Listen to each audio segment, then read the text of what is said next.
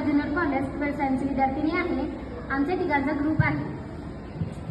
मी Bharati Meshram 12th science Navpratibha junior college. मी Sameer Jivtode Navpratibha junior कॉलेजचा विद्यार्थी आहे। यानंतरची माहिती रितू देईल। थँक्यू समीर। आम्हाला या प्रोजेक्टसाठी Jalge ma'am, Sambare sir, Mahan sir, Ganegune sir यांनी आम्हाला सहकार्य केले।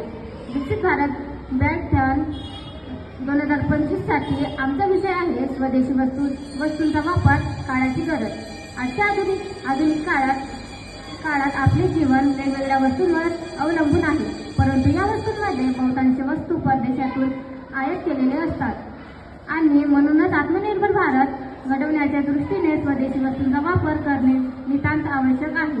स्वदेशी वस्तूमध्ये आपल्या देशात तयार झालेल्या वस्तू, यात कपडे, धान्य, खेळणी, औषधे, इलेक्ट्रिक साधने अशा अनेक वस्तूंचा समावेश होतो। स्वदेशीचा वापर केल्याने देश स्वावलंबी बनेल। स्वदेशीच्या वापराने आपण अनेक गोष्टी साध्य करू शकतो। उदाहरणार्थ देशाची आर्थिक प्रगती। स्वदेशी वस्तूंच्या वापरामुळे आपल्या देशातील उद्योगधंदे वाढतील, शेतकरी, कामगार, कारागीर यांच्या रोजगार मिळेल, त्यामुळे पैशाची गळती थांबेल आणि देशाची अर्थव्यवस्था मजबूत राहील।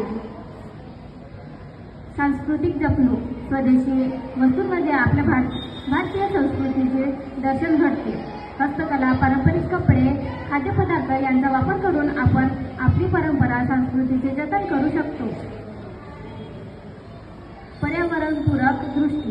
स्वदेशी वस्तू प्रामुख्याने नैसर्गिक साधनसामग्रीतून तयार होतात, त्यामुळे पर्यावरणाचे संतुलन राखण्याची मदत होते।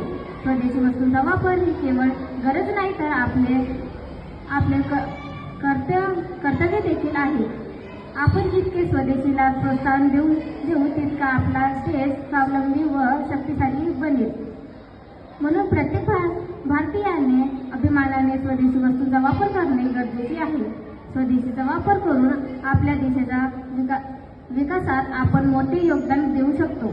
मेक इन इंडिया आणि आत्मनिर्भर भारत या योजनांचाही हाच उद्देश आहे की आपण आपल्या देशात तयार झालेल्या वस्तूंना प्राधान्य द्यावे। स्वदेशी वस्तूंचा वापर हे आपल्या देशाप्रती असलेले प्रेम व्यक्त करण्याचे एक सुंदर मार्ग आहे।